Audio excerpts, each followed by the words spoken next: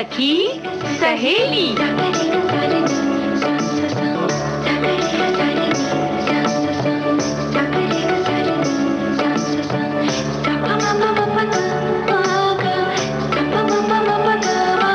सखी सहेली।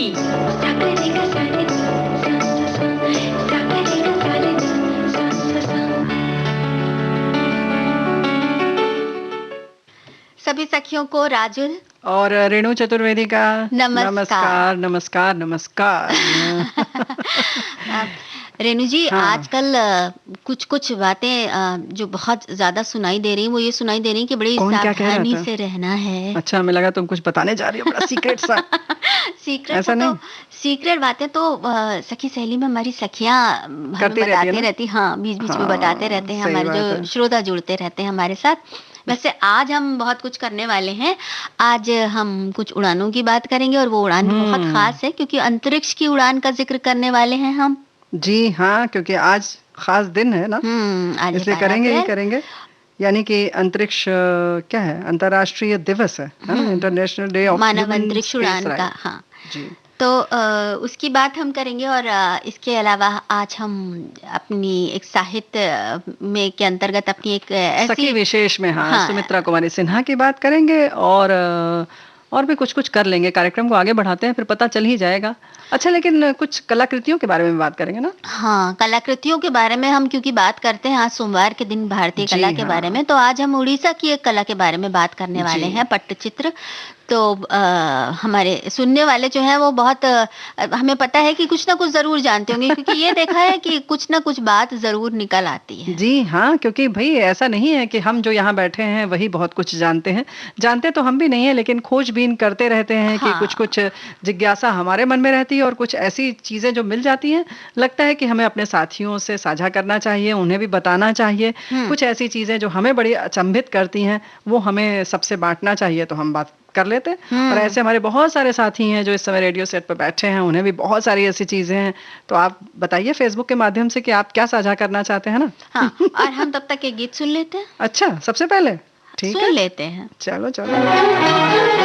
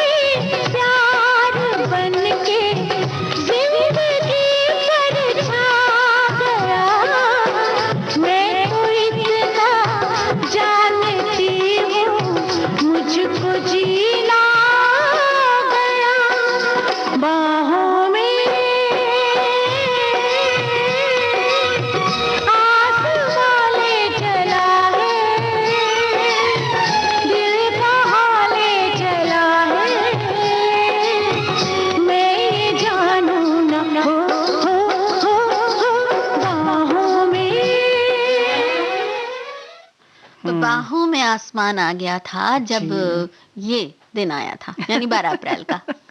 वैसे ख्वाबों में तो हम जब तब उड़ते रहते हैं और बाहों में लेते रहते हैं, न जाने कहाँ-कहाँ चले जाते हैं, हुँ। लेकिन हकीकत तो भई 12 अप्रैल को हुई, है ना पूरी? हाँ, बिल्कुल। उस दिन यूरी गैगरिन जो थे उन्होंने जी, पहली बार अंतरिक्ष के लिए वो रवाना हुए थे। 27 साल की उम्र थी उस वक़्त उनकी सिर्फ़, जी, और उन्होंने आउटर स्पेस में कदम रखा, इतिहास रच दिया। जी। और इसीलिए इस दिन को मानव अंतरिक्ष उड़ान दिवस के रूप में अंतर्राष्ट्रीय स्तर पर मनाया जाता है। जी, और इसके अलावा 12 अप्रैल को 1981 में कोलंबिया द्वारा लॉन्च किए गए पहले स्पेस शटल STS-1 की तिथि को भी इसलिए याद किया जाता है ना? हुँ। और भई ये पूर्वी सोवियत संघ के नागरिक थे यूरी गैगरिन, और 12 अप्रैल तो जैसे तिथि बता दी गई, लेकिन ये था सन 1961 को। हाँ। वो स्कॉट नामक अंतरिक्ष यान से अंतरिक्ष के लिए पहली उड़ान भरी गई थी, और जिसके साथ ये ज़ाहिर है कि पहले व्यक्ति बन गए, और इस तरह से 12 अप्रैल को हम ये मनाने लगे अंतर्राष्ट्रीय दिवस, यानी international day of human space flight, है ना? और रेणु जी, हुँ, बड़ा दिलचस्प एक बात इन्होंने एक शब्द बोला था चलते जी, समय जब ये जा रहे थे, तो उन्होंने कहा था पोए खाली, जिसका हुँ, अर्थ होता है अब हम चले। क्या बात है! तो ये दुनिया के लिए ऐसा समय था जब किसी ने सोचा भी नहीं था कि कुछ ऐसा हो सकता है, और सभी हुँ, की सांस जो थी वो थमी ऊपर हुई से थी। और फिर अचानक फिर वो चीज़ सच हो गई। जी, तो ऐसी ही कुछ लाइनें होती हैं। ये एक और लाइन याद आती है, ये है, लिखा हुआ है कहीं के कैप्शन में लिखा हुआ है, यानी 1959 के लाइका कॉस्मोस में पहला यात्री। हुँ। अब हमारे सभी साथियों को याद आ रहा होगा लाइका का, यानी कि फिर से अब बात आती है रूस की। 1954 से 3 नवंबर 1957 एक सोवियत अंतरिक्ष कुत्ता था, मादा कुत्ता, हुँ। जो अंतरिक्ष में पहले जानवरों में से एक बन गया। पृथ्वी की परिक्रमा करने वाला ये पहला जानवर।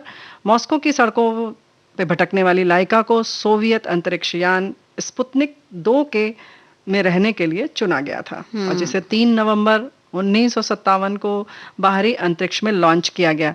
तो ये कह सकते हैं कि ये 1961 में यूरी गैगरिन के जाने के पहले एक तरह से नींव पड़ गई थी, एक हाँ, प्रयोग लाइका कर के लिया गया ज़रिए। था। हाँ, और ये जो हमने पहली लाइन बताई है, ये है एक टिकट है, डाक टिकट, हुँ। जिस पर कि लाइका का चित्र बना हुआ है, और थोड़ा-सा शटल और स्पेस का उसमें थोड़ा-सा एक हुँ। चित्र है, ऐसी आभा दिखाई गई है कि ये गई थी ये पहले-पहले बड़ी शान से। तो कुछ इस तरह से हम मानव जो है वो सोचते हैं कि कहाँ-कहाँ उड़ चलें और कहाँ-कहाँ चल पड़ें, है ना? बिल्कुल। और जब हमारी ये उड़ान कई बार हमें ऐसे दुनिया में भी ले जाती है जी। जो हमारे लिए बिल्कुल अनजानी है, जैसे कि हाँ, ये अंतरिक्ष का जो इतना बड़ा साम्राज्य, ये तो पहला मतलब शुरुआत के कुछ कदम है। आगे तो बहुत सारे हम भारतवासियों ने भी बहुत सारे किया मुकाम है, तय किए, हाँ। लेकिन फिर भी अभी भी कितने सारे रहस्य और कितनी सारी मंजिलें हैं जो कि लगता है कि अभी बची ही हुई है। बट अपने ये कॉस्मोस ने अपने गोद में छुपा कर रखा है ना। हुँ। अभी भी कहते हैं ना, कितनी आकाश गंगाएं हैं, कितनी ये ब्रह्मांड है, मतलब ब्रह्मांड में कितने कितने और भी ऐसे ऐसे ग्रह और नक्षत्र हैं जिनको कि गिनना हमें तो लगता है बड़ा मुश्किल सा बड़ा है, या मुश्किल है, और नामुमकिन सा ही है। लेकिन हो सकता है शायद हम किसी दिन वहाँ भी पहुँचे। चलो फिलहाल कहीं और चलते हैं।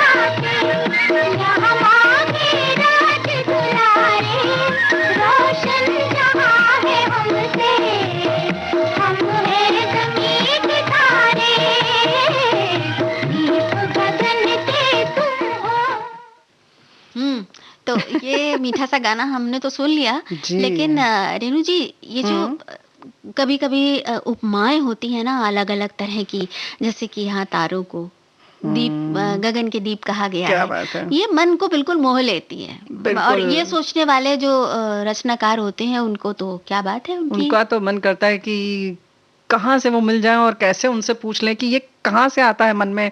क्या आप लोग कुछ भी कह देते हैं कि हाँ, चाँद तन्हा टहल रहा है आसमान में, खुले-खुले आसमान में, खोया-खोया हाँ। है। किसी ने कह दिया कि हाँ, घटाओं के पीछे पीछे भी घनी घटाएँ हैं, फिर भी उसके पीछे बड़ा तन्हा सा चाँद है। तो ये सब यही लोग कल्पना कर सकते हैं। तो भई वैसे भी कहते हैं ना, जहाँ न पहुँचे रवि वहाँ पहुँचे कवि। हुँ। तो वहीं केवल कवियों की बात नहीं है, बल्कि रचनाकार तो रचनाकार होता है, चाहे वो गद्य लिखे या पद्य, है ना? बिल्कुल, बिल्कुल। और आज हम अपनी ऐसी ही एक सखी की बात करने जा रहे हैं, जो लेखिका भी हैं, कवयित्री भी हैं। जी, उनकी पंक्तियों से अगर हम शुरू करें तो कितना ही अच्छा होगा। केवल एक तुम्हीं को जाना, केवल एक तुम्हीं को जाना, श्वासों का निर्माल्य चढ़ाया, चंदन को यह छंद रचाया, भक्त तुम्हारे अगणित होंगे, मैंने तुम्हें देवता माना। भक्त तुम्हारे अगणित होंगे, मैंने तुम्हें देवता माना। तुम्हें नहीं अवकाश न बोलो, तुम्हें नहीं अवकाश न बोलो, बने रहो पाषाण न डोलो, जली जा रही प्राण आरती, जली जा रही प्राण आरती, इष्ट इसे आलोक बहाना। मैंने एक तुम्हीं को जाना। मैंने एक तुम्हीं को जाना, ये पंक्तियां की रचनाकार सुमित्रा कुमारी सिन्हा। उनका जन्म 1913 में उत्तर प्रदेश के फैजाबाद जिले हुआ था। जी। और ये वो वक्त था जब देश जो था एक बहुत ही जिसको कहते हैं क्रूशियल स्टेज से, बहुत ही कठिन दौर से गुजर, हाँ, संकट की घड़ी थी, बिल्कुल। और अंग्रेजी राज्य की स्थापना हो चुकी थी और अंग्रेजों के साथ संघर्ष भी शुरू हो चुका था। और ऐसे में अंग्रेजी सभ्यता, संस्कृति, भाषा, शिक्षा और साहित्य और विचारों का भारत के जनमानस पर बहुत ज्यादा असर पड़ रहा था। तो ऐसे में अपनी संस्कृति से जुड़ना, अपनी भाषा को जीवित करना, और महिला द्वारा, ये एक बहुत बड़ी बात थी। तो और इस बात को, ये बात हो सके, इसको करने में उनके घर का बहुत बड़ा योगदान था। जी हाँ, बल्कि यूं कहें कि परिवार के संस्कारों ने ही इस कच्ची मिट्टी को गढ़ना शुरू कर दिया था। जैसे कहते हैं ना, संस्कार घर में ही बनते हैं, या यूं कहें कि हम पकते घर में ही हैं। तो उन दिनों जाहिर है कि जो, जैसे तुमने कहा ना, कि जो स्थिति थी उसमें सब लोग बढ़ चढ़ कर हिस्सा ले रहे थे। जो कलम के सिपाही थे, उन्होंने अपनी शूरवीरता दिखा दी कलम के माध्यम से। तो इन्होंने भी बहुत सारी वीर रस की रचनाएं की हैं, और उनकी रचनाओं में बहुत सारे संकलन है, आशा पर्व, बिहाग और बोलों के देवता, और कहानी संग्रह भी आपने बहुत लिखा है, जैसे कि अचल सुहाग, वर्षगांठ जी, और इसी तरह से पंथनी, प्रसारिका, वैज्ञानिक बोधमाला, कन्या कुंज, आंगन के फूल, ये सब भी उनकी दादी का मटका, इनकी प्रमुख रचनाएं हैं। और सुमित्रा जी को बाल साहित्य में बहुत ही उनकी विशेष रुचि थी। उन्होंने बहुत कुछ उसको समृद्ध किया है। और 1994 में उनका पार्थिव शरीर पंचतत्व में विलीन हो गया।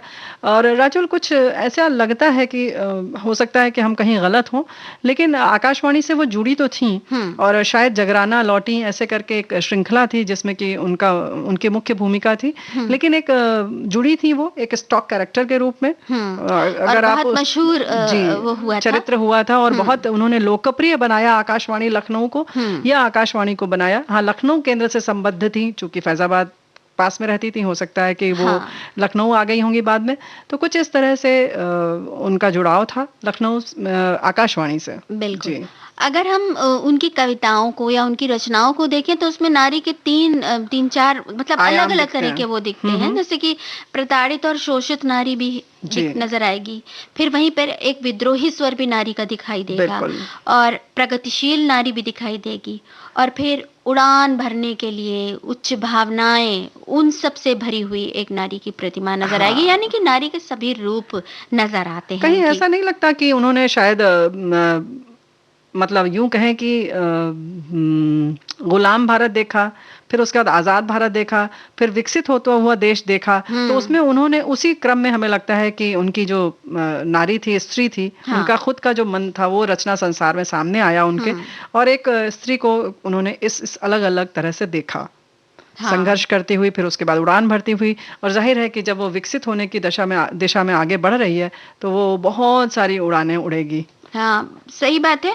और जहाँ तक उनके बच्चों के साहित्य की बात है, साहित्य की हाँ। बात है, जो उन्होंने जिसमें उनका बहुत प्रमुख योगदान माना जाता है, जी। तो उसमें ये जो दादी का मटका या इस तरह के हाँ। कुछ और कविताएं हैं, जी। या अगर हम सुमित्रा कुमारी सिन्हा जी की एक कविता है, हम बाल गोपाल सभी मिलकर दुनिया को नई बनाएंगे, क्या बात। जो अभी नींद में सोए हैं, जो अंधकार में खोए हैं, कल उनको हम ही जगाएंगे। वाह वाह वाह वाह। जो नींदें अब तक भरी नहीं, जो फुलवारी है हरी नहीं, कल उनको हम ही बसाएंगे। जो शीश सदा से झुके हुए, जो कदम आज है रुके हुए, कल उनको हम ही उठाएंगे। क्या बात है, जो क्या बात अंकुर है। डरे उभरने से, जो पौधे डरे संवरने से, कल उन्हें हम ही लहराएंगे। हम छोटे आज बढ़ेंगे कल, वाह, धरती वाह, से गगन चढ़ेंगे कल, हम ऊंचा देश उठाएंगे। वाह वाह वाह वाह, क्या तो बात बच्चों है। को शिक्षा देती ये एक उनकी कविता भी बहुत प्रसिद्ध हुई।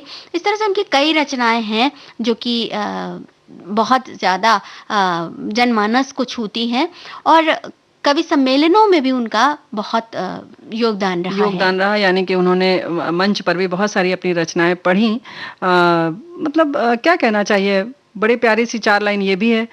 खिड़की में मुंह डाल सोचते होगे तुम यूं उन्मन, कितनी तृष्णा से पूरित है मानव का नन्हा मन। वाह। है ना, जैसे कि उन्होंने शायद कहीं ना कहीं चले जा रहे होगे तुम ओ दूर देश के वासी, चली रात भी चले मेघ भी चले चलने के अभ्यासी। अब चलने के अभ्यासी, कितने सुंदर इन्होंने शब्दों का इस पंक्ति को इसमें पिरोया है शब्दों को, कि वाह क्या बात है ना। भरा आषाढ़ घटाएं काली, अभी सावन की देखिए कैसी बात है, नभ में लटकी होंगी, भरा आषाढ़ घटाएं काली नभ में लटकी होंगी, चले जा रहे होगे तुम कुछ स्मृतियां अटकी होंगी। वाह वाह वाह, है ना। तो इतने सरल सरल शब्दों में, और जैसे हर शब्द पर, हर लाइन पर ऐसे वाह वाह बच्चों को याद हो जाए और उनको कुछ सीख भी मिले, ऐसी उनकी रचनाएं। जी। तो रेणु जी, ऐसी हम जैसे कहते हैं कि लिखना एक, जैसे भी आपने शुरू में कहा था कि जहां ना पहुंचे रवि वहां पहुंचे कवि, तो कल्पनाओं की ये उड़ान भरना मुश्किल काम है, सबके बस की बात नहीं है। और इसमें भी बच्चों के मन को छूने वाली, वो जो बच्चों को समझ में आ जाए, वो रचनाएं करना, वो तो बहुत ही मुश्किल है। हालांकि बच्चे बहुत सरल होते हैं इसीलिए तो सरल लिखना ज्यादा मुश्किल है ना। हाँ। हम भारी भारी शब्दों से सबको भ्रमित करना चाहते हैं और आकर्षित करना चाहते हैं। खैर, बातें जो हैं वो अगर हम साहित्य की करने लगे तो बहुत समय गुजर जाएगा, लेकिन अभी एक गीत सुना देते हैं सखियों को, है ना। सच्चे बच्चे मन के सच्चे, सारे जग की आंख के तारे, ये वो नन्हे फूल है जो भगवान को लगते प्यारे, बच्चे मन के सच्चे।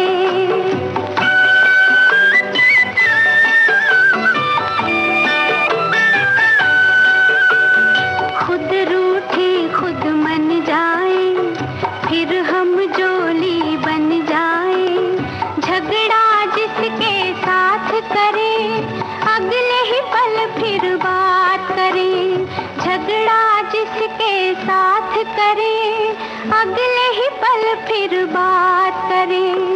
इनको किसी से बैर नहीं, इनके लिए कोई गैर नहीं, इनका भोलापन मिलता है सबको बाह पसारे, बच्चे मन के सच्चे, सारे जग की आंख के तारे, ये वो नन्हे फूल है जो भगवान को लगते प्यारे, बच्चे मन के सच्चे।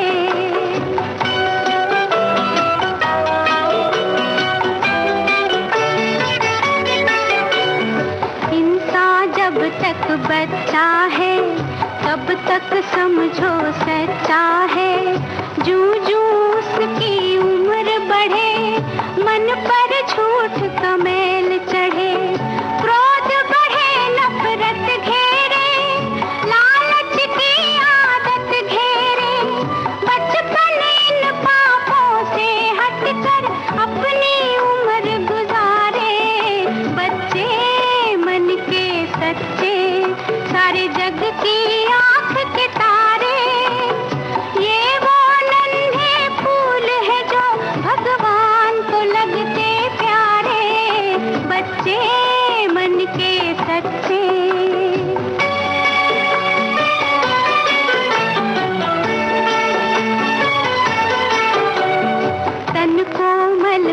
सुंदर है, बच्चे बड़ों से बेहतर है, इनमें छूत और छात नहीं, छूटे जात और पात नहीं, भाषा की तकरार नहीं, मजहब की दीवार नहीं, इनकी नजरों में एक है मंदिर मस्जिद गुरुद्वारे, बच्चे मन के सच्चे, सारे जग की आंख के तारे, ये वो नन्हे फूल है जो भगवान को लगते प्यारे, बच्चे मन के सच्चे, सारे जग की आंख के तारे, ये वो नन्हे फूल है जो भगवान को लगते प्यारे, बच्चे मन के सच्चे बच्चे।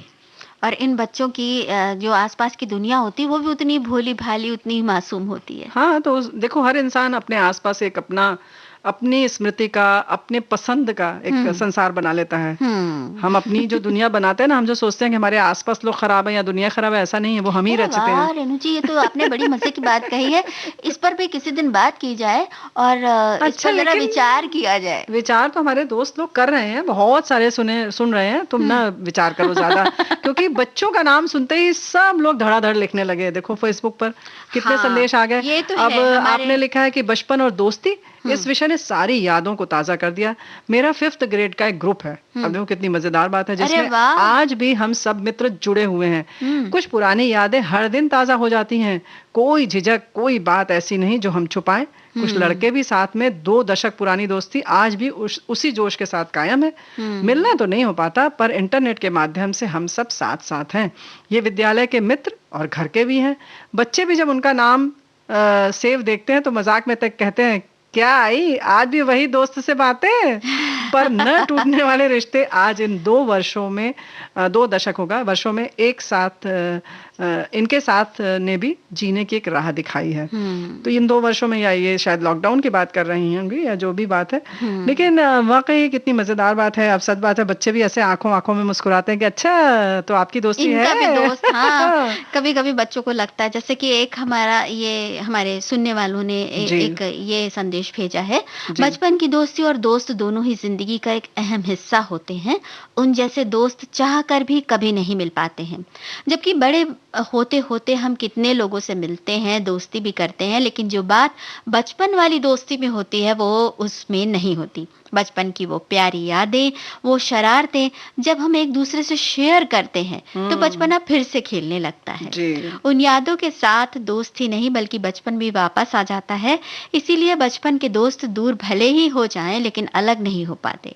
कितने खूबसूरत हुआ करते थे बचपन के वो दिन। सही बात सिर्फ 2 उंगलियां जुड़ने से दोस्ती फिर से शुरू हो जाया करती। क्या बात है, क्या बात है। वाकई ये 2 उंगलियां केवल जुड़ने से दोस्ती शुरू हो जाती थी, और अब तो कितनी बार भी मिलने की कोशिश करो वो दोस्ती फिर से नहीं शुरू हो पाती। बहुत सारे लोगों ने लिखकर भेजा है। एक ने बड़ा अपना दर्द लिखकर भेजा है कि पुरुष वर्ग अपने कार्य के अनुसार वक्त के साथ अलग अलग हो जाते हैं, लेकिन महिलाएं अपनी सहेलियों के साथ शादी हो जाने के बाद भी मिलती जुलती रहती हैं। भाई इस पर हमको तो भाई ऑब्जेक्शन है। हाँ, क्यों?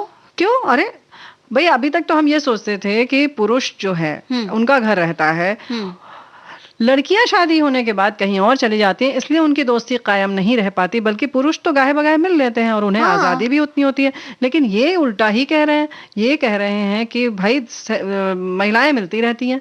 कहाँ, अगर महिला को, हमारी अगर किसी भी सखी को ऐसा ससुराल मिल गया कि क्या कहें। अब यहाँ बहुत सारी चीजें कहनी नहीं चाहिए। हमारे सब साथी समझदार हैं कि मतलब पत्नी की जो परिवार के लोग हैं उनको भी हम उतनी तवज्जो नहीं देते जितने कि पुरुष के परिवार वालों को। फिर सहेली तो बड़ी दूर की बात है। सही बात तो लेकिन आजकल काफी बदल गया है माहौल। काफी कुछ बराबर से तरजीह दी जा रही है, तो इस बात को ध्यान में रखें।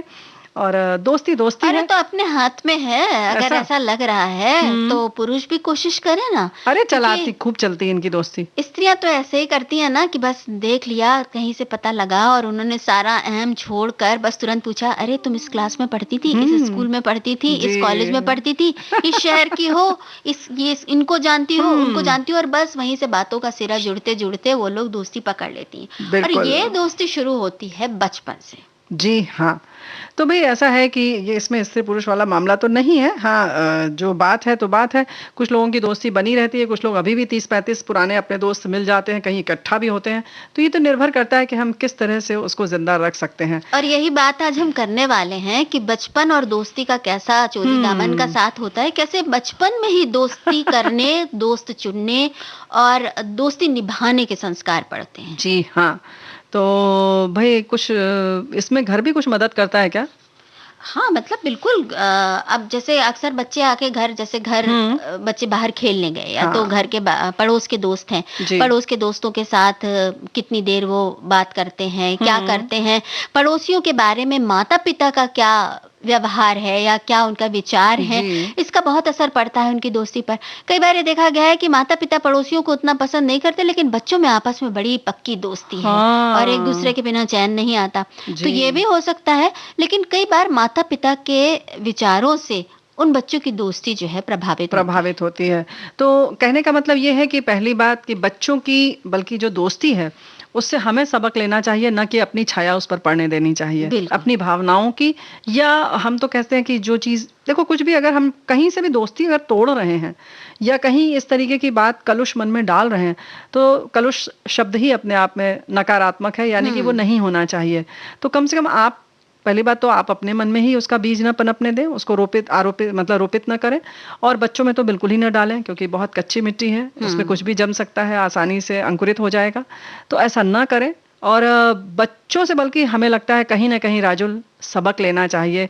बच्चे जिस तरह भूल कर फिर से दौड़ के चले जाते हैं उसी घर में जहां कल उन्हें डांट पड़ी होती है, हाँ। या उन्हें ऐसे झिड़की मिली होती है छोटी सी, क्या है जब देखो तब चले आते हो, भागो यहाँ से, हाँ। वहां फिर पहुंच जाते हैं हाँ। 2 मिनट बाद।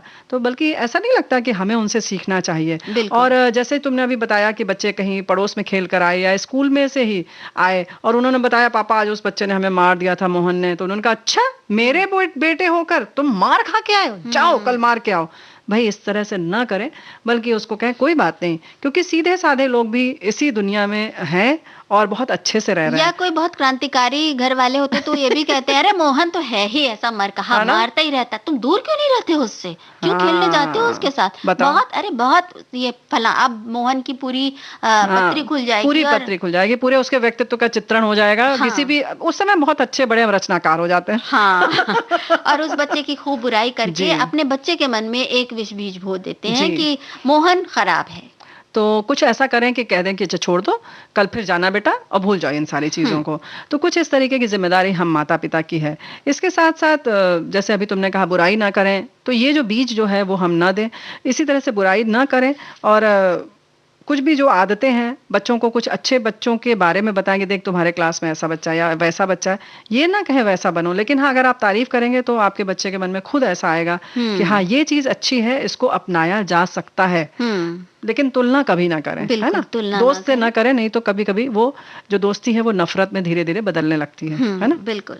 और अगर कोई नकारात्मक गुण बच्चे का देखने में आए, जैसे कि कुछ बच्चों की जैसे आदत अगर है ऐसी कि किसी का सामान उन्होंने उठा लिया, हाँ, किसी का पसंद आ गया, इरेजर है, लालच में। पेंसिल है, हाँ, अच्छी लगी और उठा के घर ले आए वो, और या टिफिन खा लिया। ये बहुत सुनने में आता है कि फला बच्चा टिफिन खा जाता है सबका।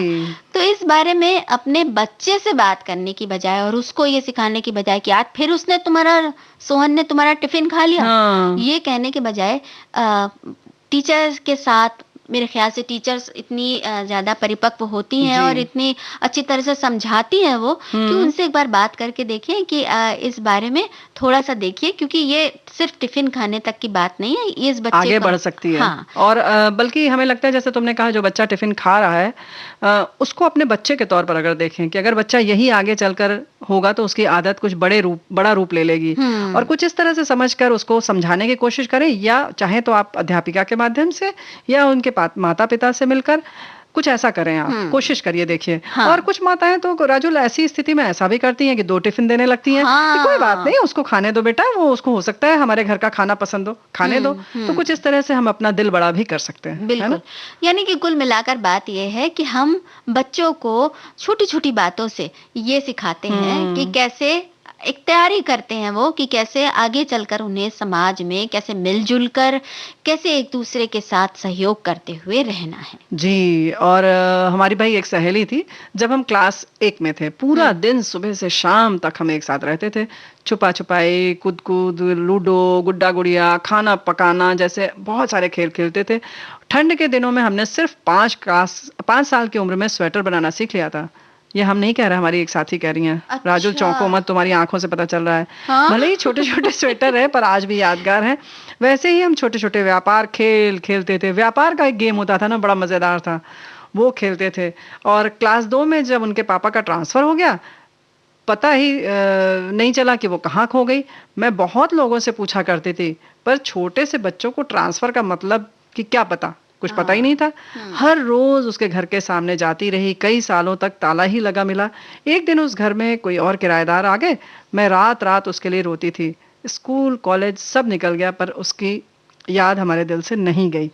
भाई जानी भी नहीं चाहिए, आप याद करिए। और कभी-कभी ये भी होता है ना रेणु जी कि ऐसी ही यादों का सिरा पकड़कर हम पहुंच जाते हैं सोशल मीडिया पर, हाँ, और वहां मिल बचपन जाता की है। कोई भूली सहेली मिल जाती है। क्योंकि बिल्कुल। एक वृद्धा ने मुझे भी कुछ दिनों पहले बताया जी। कि उनकी बचपन की, अभी वो स्वयं 80 साल की हैं, हाँ। और उनकी बचपन की एक सहेली ऐसे ही पूछते उनको सोशल मीडिया पर मिल गई, ओह! और फिर उन दोनों में तो ऐसी जुटकर बातें क्या हुई बात हैं, है। सर जोड़ कर, और कैसी-कैसी यादें ताज़ा हुई हैं। वही वाह! बात ना कि बच्चे सुनते हैं और हँसते हैं, तो उनके बच्चे भी सुन-सुन के हँस-हँस के बताते बिल्कुल। रहे कि भई माँ ऐसे कह रही है, माँ का ये था, माँ ये करती थी। या तुम्हारी दादी देखो बचपन में ऐसे करती थी, है ना? हाँ। या किस सहेली ने क्या आपके बारे में कहा, या किस आपके मित्र ने क्या कहा, या किस तरह से अध्यापिकाएँ क्या कहती थीं, या कभी-कभी ऐसा भी पता चलता है कि अरे हमारी दादी तो बहुत अच्छी थी पढ़ने में, या बड़ी खूबसूरत थी अपने समय में।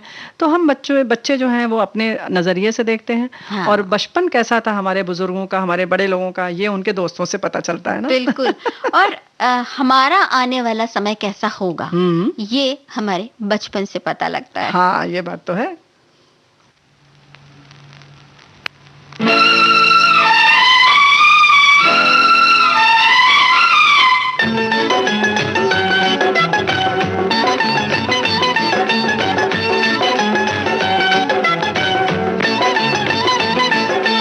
कोई जब राह न पाए मेरे संग आए, के पग पग दीप जलाए।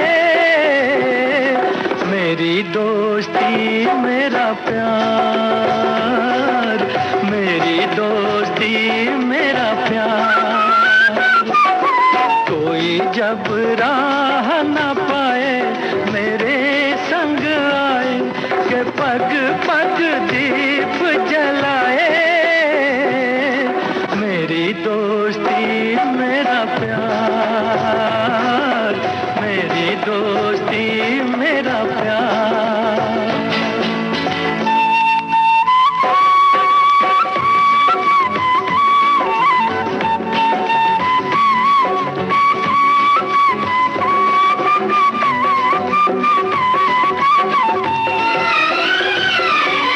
जीवन का यही है दस्तूर, प्यार बिना अकेला मजबूर। दोस्ती को माने तो सब दुख दूर, दोस्ती को माने तो सब दुख दूर। कोई काहे ठोकर खाए मेरे संग आए, के पग पग दीप जलाए। मेरी दोस्ती मेरा प्यार, मेरी दोस्ती मेरा प्यार।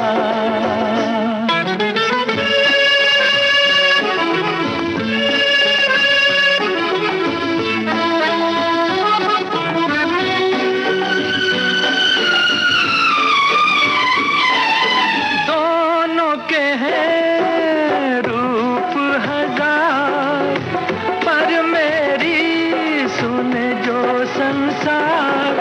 दोस्ती है भाई तो बहना है प्यार, दोस्ती है भाई तो बहना है प्यार। कोई मत नैन चुराए मेरे संग आए के पग पग दीप जलाए।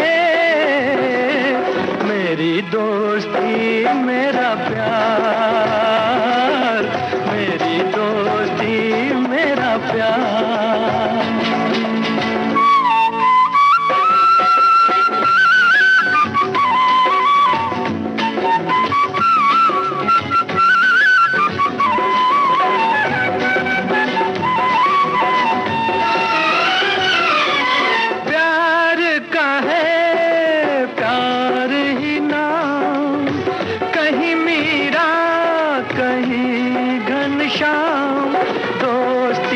यारो नहीं कोई धाम, दोस्ती का यारो नहीं कोई धाम।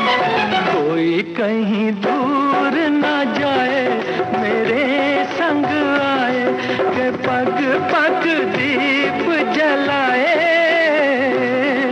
मेरी दोस्ती मेरा प्यार, मेरी दोस्ती मेरा प्यार।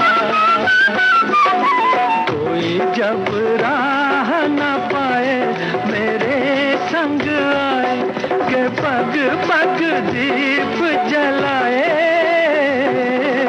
मेरी दोस्ती मेरा प्यार, मेरी दोस्ती मेरा प्यार। भाई दोस्ती पे तो हम लोगों ने बहुत मीठी मीठी बातें कर ली हैं। भाई दोस्ती मतलब ऐसा रिश्ता ही है, बहुत मिठास भरा हुआ, और ऐसा है कि बिल्कुल जैसे कहते हैं ना कि कहीं घूमने जाओ तो पूरी आप दुनिया से बेखबर हो जाते हैं, तो ऐसे ही जब दोस्त मिलते हैं हम ऐसे ही सारी परेशानी सारी समस्याओं से निजात पा जाते हैं, है ना? सही बात है, तो उसी वक्त में पहुंच जाते हैं। और एक दोस्ती का जो एक बहुत बड़ा गुण होता है वो ये है कि जैसे अपने दोस्त को कुछ आता है और वो अपने दूसरे दोस्त को सिखा देता है। जैसे किसी की ड्राइंग बहुत अच्छी होती है और किसी की ड्राइंग बड़ी खराब होती है। जैसे दो बच्चों को मैंने देखा, उनमें से एक की ड्राइंग बड़ी अच्छी थी और दूसरा जो था वो जो क्रिकेट खेलने का मैदान बनाना था उसको, तो उसने क्रिकेट का जो मैदान बनाया था वो मैदान तो जैसा था वैसा था, उसके बाद उसकी जो गेंद थी क्रिकेट के मैदान में, वो गेंद जो थी वो फुटबॉल के बराबर थी। तो फिर उसके दोस्त ने इस तरफ इशारा किया और कहा कि भाई क्रिकेट का की गेंद बना लो, अनुपात क्या होना चाहिए। देखो ऐसा है, हमें पता है तुम चित्र की ओर ले जा रही हो उड़ीसा के लोक कलाकार के बारे में, लेकिन एक मिनट, ऐसा है ना, ये जो बहुत आदर्श वाली स्थिति बता रही हो कि दोस्त बड़ा अच्छा सा सिखा देता है, ऐसा नहीं होता है। दोस्ती सच में ज्यादा जो होती है, एक तो थोड़ी बदमाशी करने के लिए होती है, थोड़ा ऐसी ऐसी मन की बात निकालने के लिए होती है जिसमें पेट बहुत गुड़गुड़ाता है। जो पचती नहीं है बातें वो दोस्तों से कही जाती हैं। भाई राजुल ऐसा है ना, हाँ, घर अब तो बड़े होने के बाद जैसे घर की बात हो, किसी जिसको सही मायने में कहते हैं ना पंचायत करना, वो करने वाली बात होती है, तो थोड़ा कह के मन हल्का किया जाता है, क्योंकि मालूम है कि सच्चा दोस्त किसी से नहीं कहेगा और आपको जज भी नहीं करेगा और बहुत सारी बात बड़े इत्मीनान से सुनेगा, उसके बाद आपको सही राय देगा। ऐसा नहीं कि सिर्फ आपकी कहे नहीं नहीं तुमने बहुत सही किया, नहीं नहीं तुमने नहीं, ऐसा नहीं है। तो ऐसे दोस्त चाहिए और इसलिए भी चाहिए। बिल्कुल बिल्कुल। और ड्राइंग वाइंग बाद में सही होगी तुम्हारी, लेकिन हाँ, उड़ीसा की लोक कला के बारे में जो हम बात कर रहे हैं, पाटचित्र या पटचित्र कला, है ना। तो ये जब इस कला की बात हम करते हैं तो बड़ी खूबसूरत चित्र दिमाग के सामने आ जाते हैं, बहुत सुंदर। और वो जो इनकी जो तुमने बताया ना कि पत्ते पर करते हैं ताड़ के उस पे, वो पत्ता ही इतना सुंदर लगता है, उसमें हल्की हल्की उसमें खुद में धारियां दिखती हैं। और उस पर आज भी जब बना के ये देते हैं छोटे छोटे, अक्सर हम जब जाते हैं प्रदर्शनियों में तो अब चीजें ये फिर भी दिखने को मिल जाती हैं। तो एक तो बहुत बारीक बना होता है, वो पतला पत्ता होता है, उस पर जैसे कि बुक मार्कर होते हैं, कार्ड होते हैं पतले लंबे, तो बड़ा सुंदर लगता है देखकर ना। बहुत जी। ये एक ऐसा प्रांत है उड़ीसा जो कि उसमें जो कलात्मक विरासत है वो बहुत समृद्ध है और उसको बड़े अच्छी तरीके से उन्होंने संजोया हुआ है। बिल्कुल। तो 15वीं और 16वीं शताब्दी में जगन्नाथ जी का प्रचार करने के उद्देश्य से ये कला जन्मी, जिसको कहते हैं पट्ट कला। और राजा महाराजाओं के संरक्षण में इसको आश्रय मिला तो और पनपी ये फिर पाटचित्र कलाकृति जो थी वो सारी दुनिया के सामने आई। अगर इसकी बात करें तो मुख्य रूप से ये 3 तरह की होती। कौन-कौन से? नहीं भाई, हम नहीं बताएंगे, हमें कहाँ पता। हमने तो बस यही सुना है कि सांस्कृतिक परंपरा में, लोक कला में इसको पाता या पात चित्र कहते हैं, जो कि देश और विदेश में प्रसिद्ध है इस नाम से, है ना। तो 3 प्रकार की कौन कौन सी होती है, अब तुम बताओ। एक तो भित्ति चित्र होते हैं जो कि हाँ। दीवारों पे बनाए जाते हैं, और फिर पटचित्र या कपड़े पर बनाई जाने वाली जो कलाकृति जी और फिर जो अभी आपने जिक्र किया था तालपट चित्र या ताड़ के पत्तों पर जो बनाई जाती है। या यूं तो ताड़ के पत्तों को चित्र फलक की तरह प्रयोग किया जाता है, यानी फलक यानी कि यूं कह सकते हैं कि आजकल हम कहते हैं शीट, कैनवस या शीट, या हाँ। वो स्थान जहां पर हम बनाते हैं, हाँ। उस पन्ना कह लो, कागज का पन्ना कह लो, कपड़ा, जो भी चीज है वो फलक है। और प्रयोग करने की परंपरा भारत के, हमारे जो देश में बहुत सारे स्थानों पर प्रचलित है। वैसे तो ताड़ के पत्तों पर पहले लिखा भी जाता था, लेकिन उड़ीसा के लोक कलाकारों ने इसे नए आयाम दिए हैं, है ना।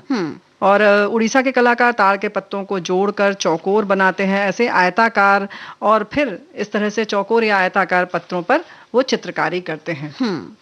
और इन चित्रों में, पाट चित्रों में राजाओं के चित्र होते हैं, कथा कहानियां होती हैं, प्रादेशिक नृत्यों के चित्र होते हैं, बनाए जाते हैं, बिल्कुल। रामायण और भागवत के पात्र होते हैं, उनके प्रसंग होते हैं। ये सब इनके प्रिय विषय होते हैं चित्रकारों के। इसके अलावा पारंपरिक देव देवताओं को भी पटचित्र पर अंकित किया जाता है। और उसके साथ साथ वहाँ के जो मतलब पंछी वो देखते हैं, पक्षी, पंछी, पशु हों, और सीढ़ी आदि जो बनती हैं, सामाजिक जीवन का जो है ना वो चित्रण इसमें देखने को मिलता है। ऐसे ही पेड़ पौधे भी वहां पर उकेरे जाते हैं। और पारंपरिक रूप से पट्टचित्र बनाने का पहला चरण है पट्ट, यानी कपड़े की पृष्ठभूमि तैयार करना। ये पुरानी साड़ियों से बनाया जाता है, और इसके लिए कपड़े की कई तह यानी कई परतें इमली के बीज से बनाए गए पेस्ट से इनको जोड़ दिया जाता है। यानी कई परत ली जाती हैं, और जिनको इमली से बनाया हुआ जो उसके पीस कर उससे जोड़ दिया जाता है, चिपका दिया जाता है। और कपड़ों की तहों को चिपकाने के लिए इसके इमली के बीज के साथ साथ कैथा या बेल के रस का प्रयोग किया जाता है। तो बेल का रस जो होता है, जो उसमें जो बीज होती है उसमें भी लस जैसा होता है, वो भी चिपकाने का काम करता है, चिपका देता है। और वांछित मोटाई यानी जितनी जरूरत होती है उस मोटाई मिलने पर कपड़े को धूप में सुखाया जाता है, और इस तरह से एक पट्ट तैयार हो जाता है, यानी कि वो चीज तैयार हो जाती है जिस पर की चित्रकारी करनी है जी। फिर इस पर उड़ीसा में जो भौगोलिक स्थिति है उसकी वो ऐसी है कि तमाम तरह की पत्थर, मिट्टी ऐसी है कि आप उसको चित्रकारी में प्रयोग कर सकते हैं। तो ऐसा ही उड़ीसा का मुलायम मिट्टी का पत्थर होता है, और फिर इसे पीसकर और इमली के बीज के पेस्ट से दोनों को आपस में मिलाकर इसको मिश्रण लगाया जाता है, जिसको हम कहते हैं ना, एक प्राइमर सा लगा दिया जाता है शुरू में एक जी, यानी कि वो एक रस हो जाए। प्राइमर लग जाने से जो बाकी रंग हम जब लगाते हैं तो वो अच्छे से उसमें जज्ब हो जाता है, यानी चिपक सा जाता है, फिर वो उसको छोड़ता नहीं है। तो उसके बाद फिर उसको गोलाकार पत्थर से या फिर सीपी से या लकड़ी का कोई चिकना टुकड़ा लेके उसे उसको खूब घिसा जाता है। अच्छा। कि जिससे वो चिकना हो जाए। ये सीप की बात आती है तो राजू यहाँ पे थोड़ा सा रोकना चाह रहा है। सीप से याद आ रहा है, पहले छीलने का काम किया जाता था, आलू आदि नहीं पता, उसको घिस के अंबिया के छिलके देखे थे जी। तो सीप जो आधी होती है, थोड़ी लंबी सी, जैसे अमिया जैसी ही जो लंबी वाली होती थी, उसको घिस घिस के उसमें छेद कर लिया जाता था, और फिर उसी छेद से छीलनी की तरह उसको काम किया जाता था। पहले ये छीलने वाली चाकू नहीं आती थी, याद है? तो इस सीपी से छीला जाता था, जिसको पीलर कहते हैं। तो पीलर हमारे पुराने रसोई घरों में इस तरह का होता था। क्या बात याद दिला दी आपने। याद आ गया भाई, मजा आ गया हमें तो। फिर अब ये जो खास चीज होती है, ये पूरा जो शीट बना लिया आपने, उसका तो तैयारी होती है खास। इसके बाद इसके रंग वो बहुत खास होते हैं। तो रंगों के लिए ऐसा करते हैं, सब सारे प्राकृतिक रंग होते हैं इनके। तो सफेद रंग बनाने के लिए यही सीपियों का पाउडर, इसे पीस लिया जाता है खूब बारीक, और फिर उसमें पाउडर बनाकर उसको पानी में घोल बनाकर पानी से में डालकर उसको पका लिया जाता है, और जैसे कि वो पक्का हो जाता है, सा रंग हो जाता है। बहुत सुंदर सा होता है। और इसी तरह से काला रंग जब बनाना होता है राजुल, तो मिट्टी के बर्तन को जलते दिए पर रखकर कालिख तैयार कर ली जाती है, जैसे कि काजल बनता था। हाँ, काजल पहले बनता था, या यूं कहें कि जहाँ दिया आदि आले पर जलता था तो वहां पर कालिख अपने आप जम जाती थी। तो कुछ इस तरह से इसके लिए विशेष तौर से तैयार किया जाता है। हाँ। अब जरूरत पड़ती है हरे रंग की ना। तो हरा रंग हरे पत्तों से, या हरे रंग का पत्थर भी वहां पर एक होता है, उसको पीसकर उससे तैयार किया जाता है। और लाल, पीला और नीला रंग भी इसी तरह से बनाया जाता है। वहां पर स्थानीय पत्थर हैं हिंगुला, हरितल और खंडनील। तो इन्हीं पत्थरों को पीस के उसका रंग अलग अलग रंग तैयार किए जाते हैं, जैसी कि चित्र में जरूरत हो। और लेकिन इतनी बारीक चित्रकारी होती है कि क्या बात है। ऐसे भुवनेश्वर की अगर बारीकी की बात करें तो भुवनेश्वर के चांदी के जो वो होती है ना, क्या कहना चाहिए, हमारे गहने जो होते हैं, बहुत बारीक जालीदार काम होता है। हाँ, लगता है कि मतलब धागे से बनाया गया है। इतनी मतलब वो भी चांदी की, सोचो कितना मुश्किल है, लेकिन बड़ी खूबसूरत खूबसूरत चित्र मतलब डिजाइन देखने को मिलती है। और इतना बारीक वहां पर काम होता है। तो भाई हमारा देश जो है बहुत समृद्ध है, और अपने देश को और जानें और देखें। और ये जो चित्रकारी है, कोशिश करें कि हम सब मिलकर सीखें इसको। अगर मौका मिलता है आपको तो इसको सीखें और इसको इसी तरह से संजोएं, ताकि आगे आने वाली पीढ़ी इसके बारे में जाने और इस पर उनकी रुचि भी पैदा हो, है ना। और हर चित्र जो है वो एक बहुत सरस सी कहानी कहता है। हर चित्र के साथ जो है कोई ना कोई कथा, कोई ना कोई एक दास्तान सी जुड़ी रहती है। तो मुझे तो ये चित्र बहुत ही सुंदर, चित्र ही क्यों, कोई भी कलाकृति में तो ये होता ही है। जैसे कि कढ़ाई की भी बात होती है तो लोग यही कहते हैं कि महिलाएं जो होती थी, जिस तरह का घर में भाव चल रहा होता था उसी तरीके की वो कढ़ाई भी करती हैं। तो जाहिर है कि हम अपने मनोभाव को प्रदर्शित करने का ये जो कला है बहुत अच्छा साधन है। तो जाहिर है कि वही भाव आते हैं जब हमारे जो जैसा मन होता है वैसे ही चित्रकारी होती है। तो जैसा मन होता है वैसे ही गीत हो जाते हैं। ऐसा? अरे वाह, जरूर।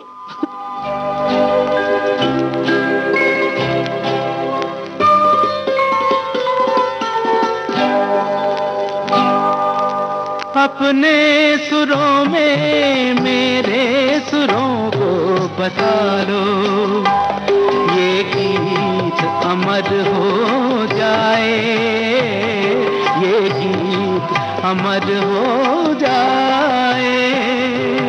अपने सुरों में मेरे सुरों को बता लो, ये गीत अमर हो जाए। बोल रसीले होठों पे ऐसे सजा लो, ये गीत अमर हो जाए। अपने सुरों में मेरे सुरों को बचा लो।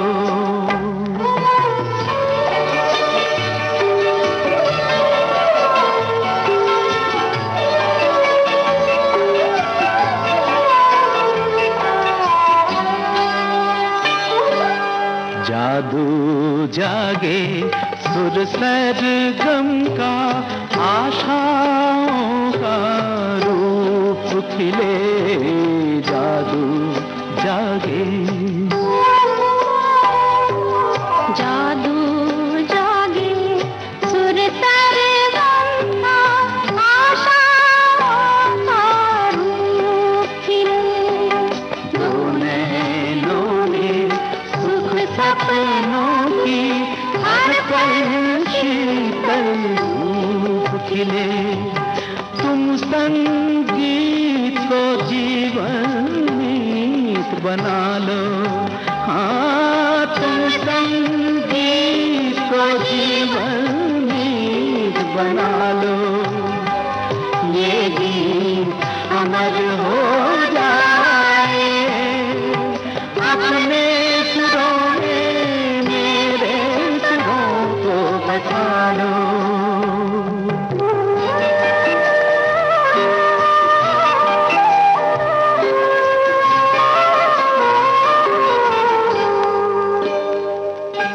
झूम उठे ये सांझ की बेला,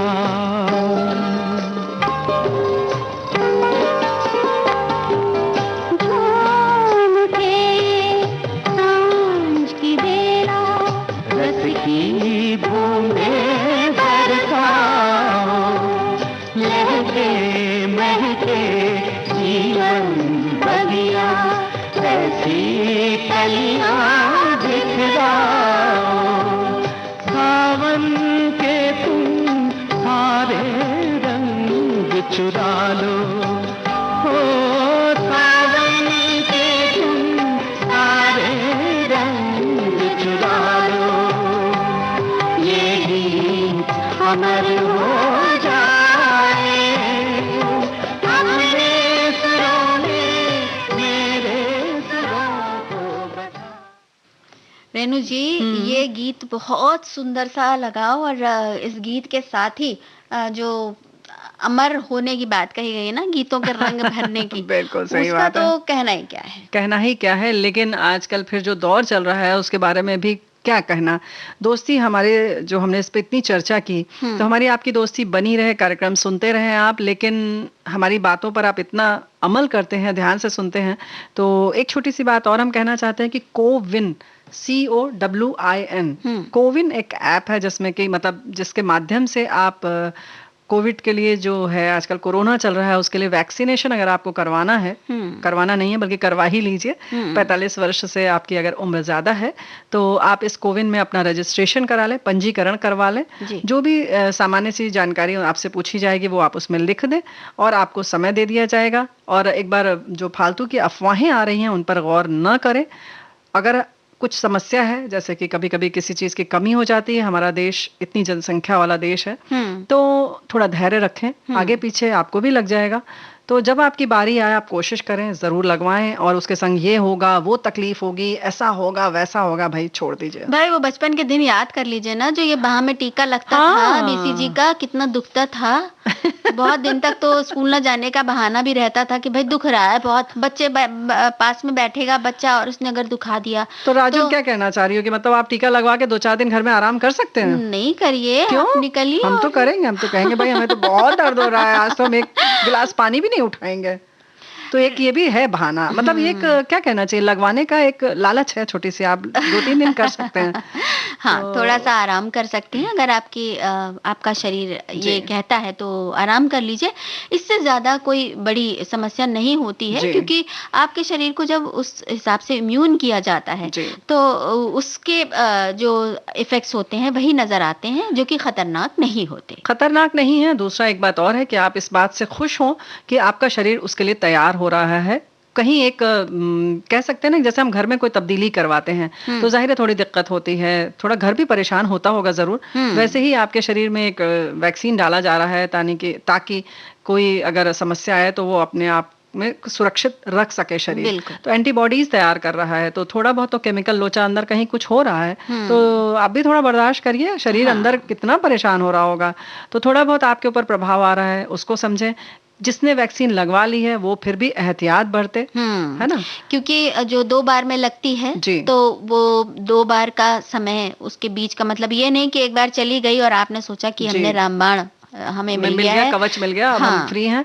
दूसरी एक बात और है कि दूसरा वैक्सीन की डोज लगने के बाद भी पूरा शरीर समय लगता है। 3 महीना लगभग, ऐसा बता रहे हैं लोग, जितनी जानकारी है कि लगभग 3-4 महीने तक, 3 महीना लगता है आपके शरीर को उसके लिए तैयार होने में, पूरी तरह से सुरक्षित होने में। लेकिन फिर हम कहेंगे कि चूंकि ये पहली बार आ रहा है और अभी ये जन्म लिया है इसने, वैक्सीन ने, तो बहुत सारी चीजें अभी सब भविष्य के गर्भ में है, सब चीज फिक्स नहीं है, निश्चित नहीं है। लेकिन जितना है, जितनी जानकारी है, जितनी भी प्रतिशत अगर आपको सुरक्षा मिल रही है तो उतनी सुरक्षा तो ले लीजिए आप। बिल्कुल, है ना। और इसके साथ ही साथ जो सुरक्षित रहने के और उपाय करते आए हैं, जो एक कोविड एप्रोप्रिएट बिहेवियर आपका करते रहे हैं कि मास्क लगाना, हाथ धोना, दूरी बरतना और घर से न निकलना, वो जरूर उसका पालन करते रहे। जब तक काम ना हो तब तक ना निकले। और एक बात और है, एक और चीज है जिसकी वजह से आप सुरक्षित रह सकते हैं। वो क्या? वो ये कि सखी सहेली सुनते रहेंगे तो आप घर से कहीं नहीं निकलेंगे, तो आप बिल्कुल ना निकले घर से, और मतलब पूरे दिन विविध भारती सुनते रहें। हाँ, एक आकर्षण, चलिए हम सखी सहेली की बात जैसे करें, तो एक आकर्षण तो 3 बजे तक ये रहेगा ना कि अभी 3 बजे आने वाला होगा, तो तब नहीं जाना है। 1:30 बजे खाना खाया, 1:30-2 बजे करीब, और उसके बाद थोड़ा तो आप घर में आराम करेंगे, एकदम से तो नहीं निकल जाएंगे।